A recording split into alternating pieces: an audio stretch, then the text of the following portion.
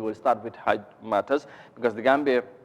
International Airlines officials at the Banjul International Airport have confirmed to Africa TV that the second flight carrying Gambian pilgrims that was denied by the Malian authority to use the country's airspace were expected to leave Banjul on Monday at 3 p.m. For the holy city of Mecca to perform their 2022 Hajj. Now, according to the Director General of the Gambian International Airlines, the Malian authorities denied the flight from using their airspace due to what they call lack of permit. But the first flight that took about 433 Gambians, pilgrims landed in Mecca, and the pilgrims were, of course, performing their prayers at the Mosque of the Holy Prophet. And here's more details of that in this report by Mafuji Sese. Flight that took off yesterday was returned home by the Malian authorities just 2 hours after departure. The GIA Director General has this to say. It's a Saudi carrier, and it is the one that is contracted to transport Gambian pilgrims this year. But unfortunately, whether forgetfulness or for whatever reason that we don't know, they did not obtain our flight permit for the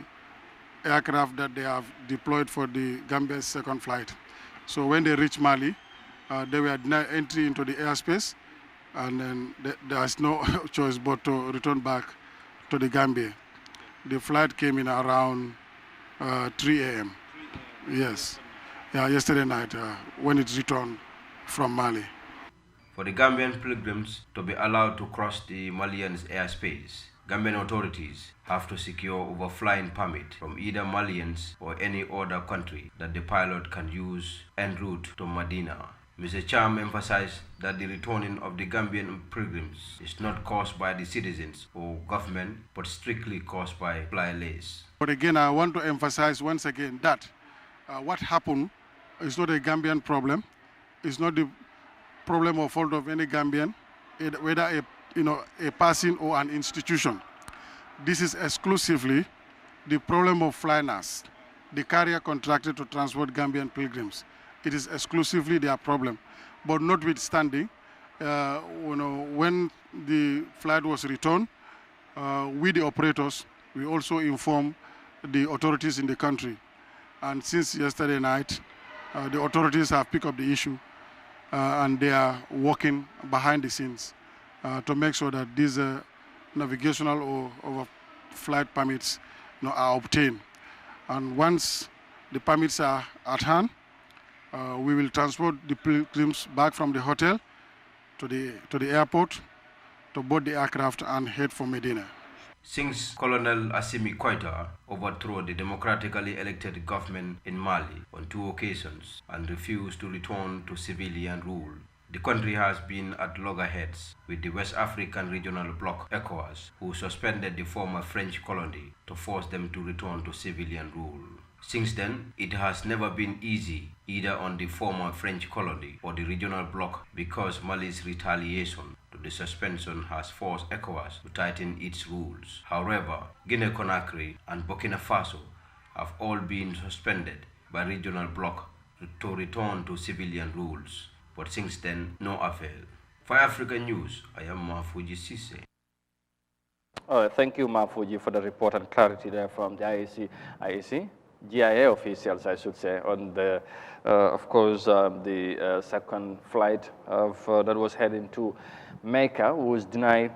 passage through the Malian airspace by the Malian authorities, but eventually, I think by now, the Gambian pilgrim should be safely in Mecca, or in Medina, I should say. So,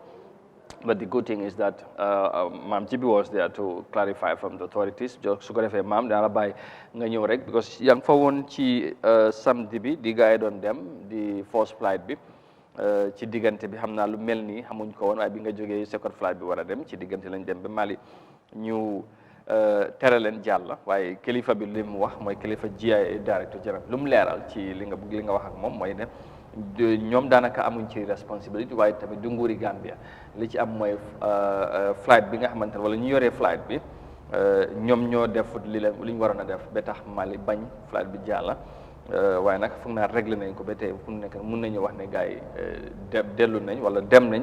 because ni boobu lay dégguñ yeneen gàllankoor lu am ci diggante bi lan nga ñu mën a indi leneen leeral ci gannaaw bi nga wax ak moom ci lu sabab bi ak tey ñoom ban taxawaay ba lañ ci am ba tey gis ne jafe-jafe bu ci amoon ñu mun koo solve. waaw jërëjëf Amadou nekk na lu am solo ndax li tax mooy démb daanaka ñoom airport bi ak GIA yëpp nelawuñ guddi gi te ñi nga xam ne seen mbokk yi tamit ñoom ñoo nekkoon ci yoon muy second fly bi wax nga ko ci samedi bi 12 o'clock la first fly bi départ mu yóbbu lu mut around 500 Gambians ñoom ñoo ci demoon. ñu gis second fly bi ñu espégoon ne ci Sunday bi la waroon a départ mu départ Sunday earlier before time bi mu waroon a départ sax la gars yi def seen préparation def seen li nga xam ne moom moo nekk departure waaye bi ñu demee dañu waxtaan ak ki nga xam ne mooy PRO bi muy monsieur Diba mu nañu léegi mata bi fi mu toll du yëfi airport du yëfi Gambia yëfi ñi nga xam ne ñoom ñoo nekk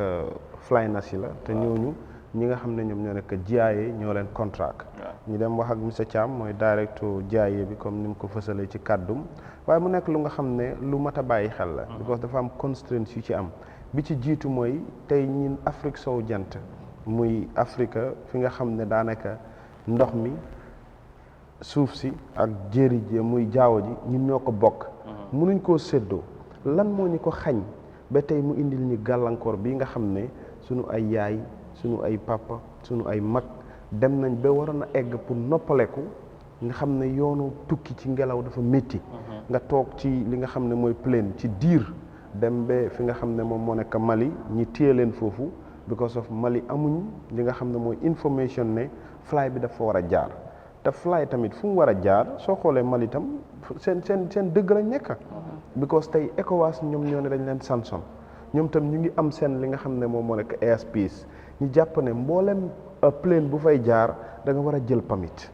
first plane bi jël na permit ñoom ci li nga xam ne moom la directeur wax ak even management yi fi nga xam ne moom moo nekk airport bi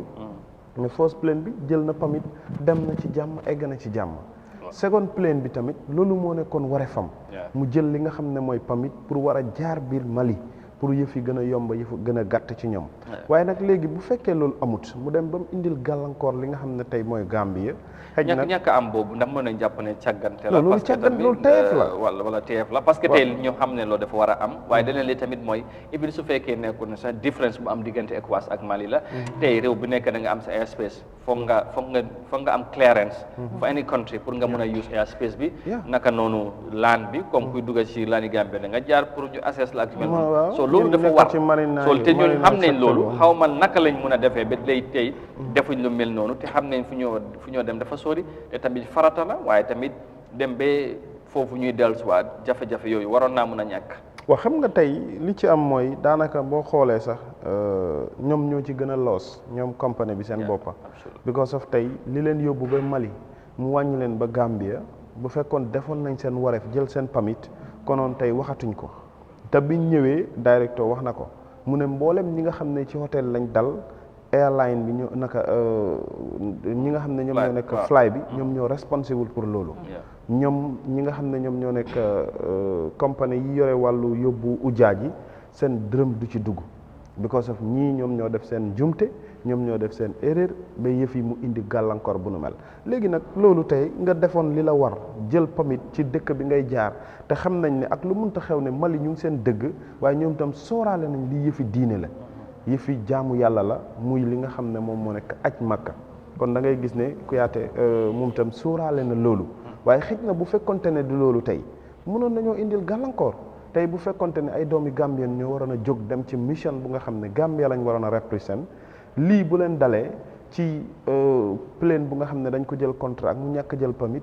kan mooy nekk loser Gambia mooy lose exemple suñ national team bu waroon a dem football yi wala tey jii suñ doomi Gambien si waroon a dem represent Gambia ci dara lu nga xam ne mënoon naa nekk sa ay government delegate wala private delegates yu nga xam ne Gambia la ñuy dem represent nga contract benn compagnie bu yoree wàllu li nga xam ne mooy tukki mu def yu mel nii bu gàllankoor amee kan ngay joxañ baaraamu tuuma ndax démb balaa ci nit ñi di xam janj ak joor ñu bëri ñu ngi doon fësal kaddu yu wuute moo tax directeur bi wax na ko lii du yëfi nguur du yëfi li nga xam ne mooy private company si du yëfi airport du yëfi kenn yëfi company biñ contract la moom moo def teefam ñàkk a def li ko war ci li waroon a tax yëf yi mu yomba comme niñ ko doon xaare ba gàllankoor bi am exactly li mel li bu xewee sa mbokk war a dem nga dégg-jékki rek coow li bari surtout social media xam nga léegi lu xew rek ku ne da nga joxe sa réaction joxe sa xalaat ci mbir yi gis-gis yi dañu ci wuutee bi tamit am na lu ñoo tasaaree xibaar bi dafay doy waar waaye li ci am solo mooy gannaaw ay jàmm gars yi fexe nañ ba régler situation bi foog naa ne loolu dafa am solo ba pare tey ñu war a dem fu jàpp ne fu nekk ni war nañoo yegg si because démb ci bëccëg lañ fi war na jógee gannaaw bi régler situation bi gars yi jógee nañ fi démb 4 o'clock exactly so loolu lañ ci war a mun a jàngee en tant que réew waaye surtout ñoo liggéeyandoo tamit mooy lu mel ni because tamit dafa am li nga xamante ne ay wax yi moo jur ci diggante bi te kenn xamul naka la fan lay mujjee wala naka lay demee waaw loolu am na solo te war nañ ci bàyyi xel parce que bi loolu xewee comme ku nekk yaa ngi wax lu la ne exactly waaw ku nekk yaa ngi li nga xalaat rek loolu ngay wax te fekk amuloo sax lu leer waaw si réew moomu lañ nekk si jamono boobu lañ jamono boobu jamono bi nga xamante ne dem na ba nga xam ne sax am na ñu nga xam ne ñu ngi doon blame government bi waaw ne government bi ñëw fiil am nañ ci loxo te fekk xamuñ naka la demee moo tax mbir yi su amee baax na nit ñi tamit di ci tey balaa ñoo joxee xibaar yi nga xam ne leerut leen métti na nag nga war a tukki bu sori nga dem ba béréb ñu war laa delloo si ak coono bi ci nekk ñi nga xam ne ñooy tukkikat yi coono bi ci nekk ak seen mbokk itam suñ ko déggee lu ñoo xalaat ne ku nekk xam na ne jamono bi ni mooy demee ni mooy tëddee ku nekk saka tukki bu nga xam ne tukki jaww la waaw du ñàkk sax ñu nekkoon ci plan boobu wax ne ren tamit kon mu ngi ni ñun moom xam naa ne fi la ñoo yem parce que discouragement boobu noonu dafay teel a ñëw balaa ngay xam déggantaan balaa nga xam li xew waaw da ngay wax ne lii moom xam naa boo oytut ñun moom ren du ren xanaa déwén képp ñu ko yàlla may ñu fekk soo façon yi jar na di bàyyi xel comme ni ko maam waxee rek moom moo fa nekkoon waxtaan na ak ñi nga xam ne ñoo amee fànn boobu dëgg la jumte daf dee am waaye yii jumte waru faa am Amadou parce que su fekkoon ne beneen flight boo war a ñëw fii nii si Gambia balaa moo laan dinañ xam ban flight moo war a laan Gambia waaw so loolu tamit ñoom am nañ si right suñ defee loolu tamit seen droit la parce que flight ñëw na rek war a laan si seen biir dëkk loolu tamit am nañ si right su fekkee ne war nañoo delloo flight boobu noonu parce que war nañoo xam flight bi fan la jógee ñan la eb waaw ak all the information war nañ ko am balaa flight boobu noonu di land seen space so su façon yi su waree demee nii comme ni ko maam ji bi waxee sàggante la rek te foog naa dinañ ci jàngee pour beneen yoon absolument war nañ ci mën a xam nga li ci am solo sax Amadou comme ni ko maa waxee gis nga yëf yi pour dem na ñëw na ñii dañ yeb malien yi mana san dañ leen yeb te pour ñu waxante dëgg tey bu doon Gambia la dal sax di same thing la ñoo def tey is very risky maa mus na tukki mana san tey li gën a métti ci tukki mooy plane buy jóg ñii ay mag lañ ñii ay ndaw lañ ñii ay jigéen lañ ñu ci bëri tey jaamu yàlla moo leen dugal ci ñu dem ci coono bi mana san nga jóg fii war a séntu ne yaa ngi dem léegi tey plane buy dem ba war a jaar Gambia amuñ information ne plane bi daf fi war a jaar te fekk beneen plane mu ngi war a ñëw jaar fii léegi ñaari plane yooyu mën nañoo crash te loolu bu amoon tey exemple kan mooy nekkal loser disaster mënoon na am loolu yëpp nag bu amee te man ñu ngi toll ci situation bi nga xam ne ñoom dañ close seen airspace bi because of ECOWAS dañ leen Samson loolu yëpp mu ngi am mu leer la ne yow Mali te leer na la ne ok mën nañoo jàpp ne Saudi ñu ngi ci beneen jamono bu bokkul ak ñin Afrique ECOWAS bi nga xam ne so-called union yi nga xam ne dañuy tëb rek bëgg a jaamu kenn di ci lor ñu bëree bëri tax na te yu mel nii bu amee foog nga joxañ baaraamu tuuma tamit ñi nga xam ne ñoom ñoo nekkoon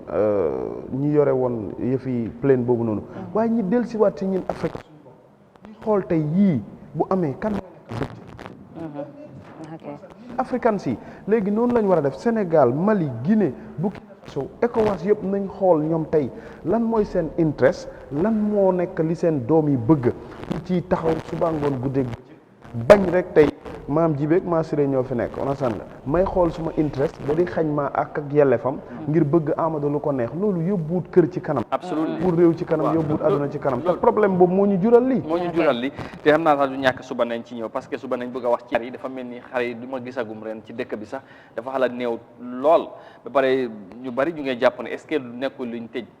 border bi ak Mali te gis nañ Sénégal sax ñoom dem nañ bi xam ne loolu dina leen indi ay gàllankoor luñ ci jàpp mooy ci liñ dégg ci ay xibaar ne ubbi nañ li nga xamante ne mooy seen border yi pour ñu mun leen may xar yi dugga si loolu suba du ñàkk xam nga loolu sax dafa am wàññi bu ñu leen may exactement loolu la pour ñu dugal loolu suko te Sénégal bu ñu fekkee ne ñoom manqué la leen ba ñoo jéggante waxanduñ Gambia te fu mu nekk nii daanaka luñ ci wax daanaka time bi daf doon fekk Johnson boo dem daanaka dañ doon gis ay waaw léegi nag ren dafa mel loolu amagul li ko waral lan lañ ci war a mun a jàngee du ñàkk suba incha allah bu ci yàlla àndee nañ ci dellusiwaat gan cee mun a taxaw gan cee mun a waxtaan def ci jàngat bu yaatu